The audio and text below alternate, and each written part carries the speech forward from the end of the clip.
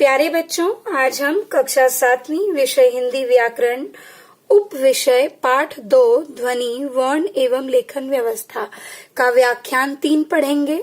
व्याख्यान 3 के साथ साथ हमने जो व्याख्यान 2 में जो भी पढ़ा था उससे संबंधित मैंने आपको गृह कार्य दिया था। गृह कार्य में जो मैंने प्रश्न दिए हम उन्हें भी उनकी भी चर्चा इसी व्याख्यान में करेंगे। तो चलिए शुरू करते हैं। तो बेटा, व्याख्यान 3 पढ़ने से पहले व्याख्यान 1 में हमने जो भी कुछ पढ़ा थोड़ा सा उसकी और भी हम ध्यान देते हैं। सबसे पहले हमने जब ये पाठ शुरू किया तो हमने जाना ध्वनि किसे कहते हैं। मुख से उच्चरित जो भी आवाजें हैं वो क्या कहलाती हैं? ध्वनि। 2 प्रकार की ध्वनियां हमारे मुख से उच्चरित होती हैं, स्वर ध्वनियां और व्यंजन ध्वनियां। स्वर ध्वनियां जिनका उच्चारण करते समय मुख से निकलने वाली वायु बिना किसी रुकावट के बाहर निकल आती है, वे स्वर ध्वनियां कहलाती हैं। और दूसरी ओर व्यंजन ध्वनियां वे ध्वनियां होती हैं जिनका उच्चारण करते समय मुख से निकलने वाली वायु मुख के विभिन्न भागों को स्पर्श करती हुई बाहर आती है। यही जो ध्वनियां हैं इनका लिखित रूप क्या कहलाता है? वर्ण। यानी कि ध्वनियों को लिखने के लिए जिन चिन्हों का प्रयोग किया जाता है और वो जो चिन्ह वर्ण के रूप में यहाँ पर आ जाते हैं। शब्द वर्ण है। वर्ण कितने प्रकार के होते हैं? 2 प्रकार के। सबसे पहले वर्ण भाषा की सबसे छोटी इकाई है जिसके और टुकड़े नहीं किए जा सकते। 2 हैं यहाँ पर, स्वर और व्यंजन। स्वर जो है वो वही हुई स्वर ध्वनियां ही। स्वर ध्वनियां यानी कि जिनका उच्चारण करते समय मुख से निकलने वाली वायु किसी भी प्रकार की बाधा उसमें पैदा नहीं होती है, बाधा नहीं आती है उसको बाहर निकालने में। व्यंजन जो मुख के किसी न किसी भाग को स्पर्श करके बाहर निकलती है। फिर हमने पढ़ा था वर्णमाला। वर्णमाला में हमने 11 स्वरों को जाना, 33 व्यंजनों को जाना, आगत ध्वनियों को जाना। उसके बाद हमने पढ़ा स्वर। स्वर कितने प्रकार के होते हैं? 3 प्रकार के, ह्रस्व, दीर्घ और प्लुत। ह्रस्व स्वर वे स्वर होते हैं जिनके उच्चारण में सबसे कम समय लगता है। ये कितने हैं संख्या में? 4, अ, इ, उ, री। दीर्घ स्वर जो हैं इनके उच्चारण में ह्रस्व स्वर से दोगुना समय लगता है। 2 गुना मैंने ट्वाइस, ठीक है, तो 2 गुना समय लगता है। और ये संख्या में कितने हैं? 7। कौन कौन से? आ, ई, उ, ए, ऐ, ओ, औ। तीसरा है हमारे पास प्लुत स्वर। प्लुत स्वर वे स्वर होते हैं जिनके उच्चारण में ह्रस्व स्वर से तिगुना समय लगता है। इसके लिए अब यहाँ 7 और 4 11 हो चुके हैं।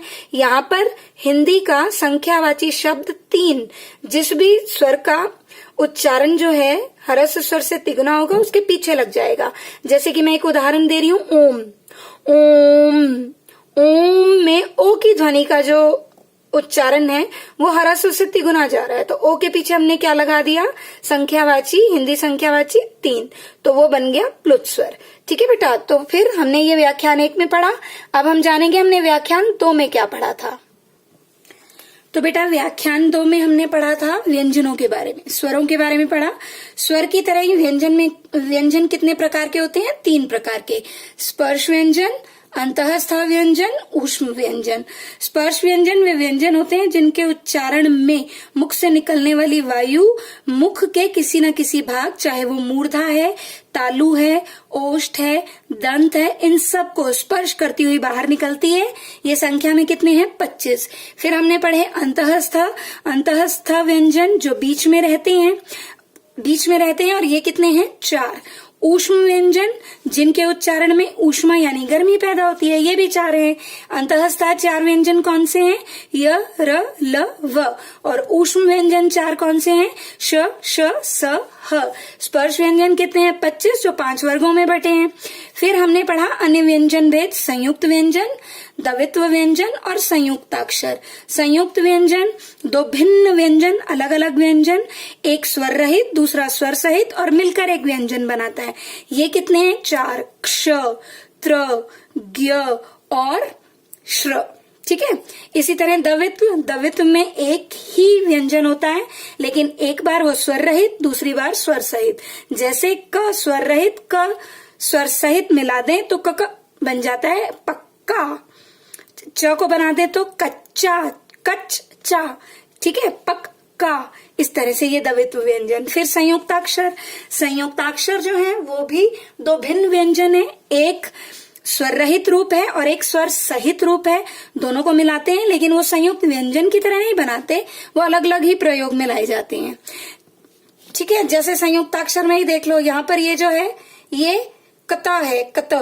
ठीक है, तो क स्वर रहित है, त स्वर सहित है, तो वो यहाँ पर बना रहा है कता। जैसे इसको हम बना दें युक्त, संयुक्ताक्षर, संयुक्त, युक्त, है ना, तो ये आपका जाएगा संयुक्ताक्षर में। आगत ध्वनियां, आगत ध्वनियां हमने पढ़ी कि जो हमारी भाषा की तो नहीं है, बाहर से आई हैं, आई हुई ध्वनियां कौन कौन सी हैं। स्वर एक है ओ, डॉक्टर वाला ओ। और आगत व्यंजन जो हैं वो हमने पढ़े थे कितने, 2 ज़ फ, जिनके नीचे हमने क्या लगाया, नुक्ता। तो चलिए आगे बढ़ते हैं। तो बेटा आज व्याख्यान 3 में हम क्या पढ़ेंगे, र के विभिन्न रूप और उनका प्रयोग। र के विभिन्न रूप और उनका प्रयोग। र बेटा, र जो है, जब र किसी वर्ण के पहले आता है और इसका अरहित, ये अरहित र है, इसका उच्चारण होता है, तब हम इसे अगले व्यंजन वर्ण के ऊपर रेफ लगाते हैं। रेफ मायने शीर्ष पर जो मात्रा लगती है। जैसे ये देखिए, ध, ध के बाद र, र कैसा है, स्वर रहित। फिर म, अब ये इसके बाद म पर आ जाएगा, अरहित है और अगला व्यंजन कौन सा हमारे पास, म, तो धर्म। र कहाँ गया, म के ऊपर।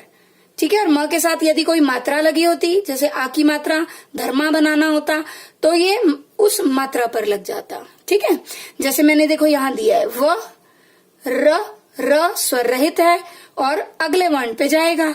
अगला वर्ण है शा, तो यानी कि श अगर होता वर्ष तो श पर जाता, लेकिन शब्द है वर्षा तो आ की मात्रा पर चला जाएगा।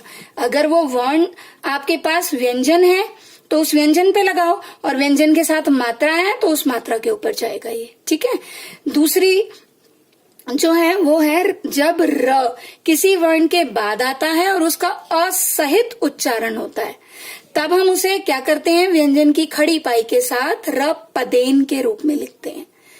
पैर में, पदेन मायने पैर में। जैसे अब ये देखो, क, र, म, तो क के साथ ये कहाँ आ जाएगा, क के पैर में। क्रम, क्या बना ये, क्रम। ऐसे ही प, र, ण, प के पैर में आ गया, क्या बना दिया उसने इसे, प्रण। ठीक है, क्रम, प्रण। अगर यहां पर होता क्रम की जगह कर्म, तो ये जाता हमारा ऊपर रेफ में। प्रण की जगह पर्ण, तो हमारा जाता ये रेफ में। ठीक है, इसके बाद तीसरा अब हम पढ़ते हैं। र की तीसरा रूप देखो बेटा, गोलाकार व्यंजन ट और ड। जब इनके साथ र जुड़ जाता है तो इन दोनों व्यंजनों में पदेन, ये पदेन का चिन्ह है, को हल, इस हल चिन्ह के साथ जोड़ दिया जाता है और ये बन जाता है। देखो ये पदेन का चिन्ह और ये हल का चिन्ह दोनों मिल गए, तो यानी कि ये पदेन की दूसरी मात्रा है। एक पदेन की मात्रा हमने अभी पिछली की प्रण में। ठीक है, और अब यहाँ वो किस रूप में है, पदेन के हल चिन्ह के रूप में और हल के चिन्ह के रूप में जुड़कर। कब ऐसा करते हैं हम, जब व्यंजन जो है हमारा गोलाकार होता है, जैसे हमारे गोलाकार व्यंजन ट और ड हैं इनके साथ। ठीक है, तो गोलाकार व्यंजन ट, ड जमा र, इन दोनों व्यंजनों में पदेन ये चिन्ह को हल के साथ जोड़ दिया जाता है। जैसे राष्ट्र, ट्रक, ड्रम, ड्रेस आदि। अब बेटा एक जरूरी बात और, जैसे छ है वर्ण हमारे पास, ठीक, जो हमारे पास छ व्यंजन है, इसमें यदि र है तो बेटा इस तरह का कोई शब्द है ही नहीं। हिंदी भाषा में छ के साथ र लगा दें, वो कोई शब्द है ही नहीं, तो उसका संयुक्त रूप लिखने की चिंता आपको नहीं करनी। तो बिना खड़ी पाई वाला व्यंजन छ जमा र, हिंदी में कोई भी शब्द ऐसा नहीं है जिसमें छ जमा र आता हो, अतः इसके संयुक्त रूपों को लिखने की चिंता न करें। अब बेटा अगली सूरत देखिए, यदि र से पहले स्वर रहित श हो तो उसका रूप ही बदल जाता है। कैसे? स्वर रहित श जमा में र मिलकर बना श्र। याद आया आपको संयुक्त व्यंजन? संयुक्त व्यंजन में हमने श्र पढ़ा, तो श्रम, श्री, श्रेष्ठ, ये इसके उदाहरण है। अगला है री ऋषि। अब री ऋषि बेटा स्वतंत्र रूप से भी प्रयोग करते हैं और री की मात्रा रूप भी प्रयोग होता है। साथ साथ आपको री ऋषि कैसा लगता है? र पर छोटी की मात्रा वाला, तो वो भी जानो। ठीक है, तो री की मात्रा का उच्चारण भी री की तरह ही होता है। तो जैसे अब री ऋषि दो रूपों में है, स्वतंत्र रूप है तो स्वतंत्र रूप री ही लिखा हमने, री ऋषि वाला। तो ऋषि शब्द है, ठीक है, री का मात्रा रूप। अब ये देखो, ये री की मात्रा है। अब हम कृषि में नहीं लिख सकते क री श छोटी की मात्रा, ऐसा नहीं लिख सकते। तो क में हमने क्या ले लिया? उसका मात्रा रूप। ये री ऋषि का स्वतंत्र रूप, ये मात्रा रूप, और ये सुनाई कैसा देता है? र पर छोटी की मात्रा। तो ये जैसे अब हमें रिंग की लिखना है, तो रिंग की लिखने के लिए हम री ऋषि और की नहीं लिखेंगे, क्या लिखेंगे? र पर छोटी की मात्रा ही लगाएंगे। ठीक है, तो ध्यान देना, जब री ऋषि की मात्रा लगाते हो, जब री ऋषि लिखते हो तो बड़े कंफ्यूज होते हो, आप परेशान होते हो। तो अब ऐसी परेशानी ना आए, ध्यान से उसको लिखना है। तो री का स्वतंत्र रूप, री का मात्रा रूप और री, तीनों ही रूपों में मैंने आपको समझा दिया है। ठीक है, तो चलिए आगे बढ़ते हैं। तो बेटा अब जो हमने व्याख्यान 3 में पढ़ा, उससे संबंधित आपके पास ये गृह कार्य है, निम्नलिखित अशुद्ध शब्दों का शुद्ध रूप लिखो। तो इनका, अब आप ये देख ही रहे हैं शब्द, इनका जो है आपको क्या लिखना है? शुद्ध रूप। र की विभिन्न मात्राएं हैं, लेकिन सारी मात्राएं जो हैं ज्यादातर आप देख सकते हो सब गलत लगी हैं। ठीक है, तो इनको आपने शुद्ध करते हुए इन शब्दों का, अशुद्ध शब्दों का शुद्ध रूप लिखना है। तो अब बढ़ते हैं हम अपने व्याख्यान 2 के गृह कार्य की ओर। बेटा व्याख्यान 2 में मैंने आपको जो गृह कार्य दिया, उसमें पहला प्रश्न था व्यंजन के कितने भेद हैं, उनके नाम लिखो। क्योंकि हमने व्यंजनों के बारे में वहां पढ़ा था, तो व्यंजन के हमने कितने भेद किए? 3। पहला स्पर्श व्यंजन, अंतःस्थ व्यंजन, ऊष्म व्यंजन। स्पर्श जिनका उच्चारण करते समय मुख से निकलने वाली वायु मुख के अनेकों भागों से, कभी तालु से, कभी मूर्धा से, कभी होंठ से, कभी दंत से क्या करती है? स्पर्श करती है। अंतःस्थ मायने बीच में, और ऊष्म व्यंजन जिनके उच्चारण में ऊष्मा यानी गर्मी पैदा होती है, वो क्या कहलाते हैं? ऊष्म व्यंजन। तो व्यंजन के हमारे पास कितने भेद हैं बेटा? 3 भेद, स्पर्श व्यंजन, अंतःस्थ, ऊष्म व्यंजन। दूसरा हमारा प्रश्न था अनुस्वार और अनुनासिक के 2 उदाहरण लिखो।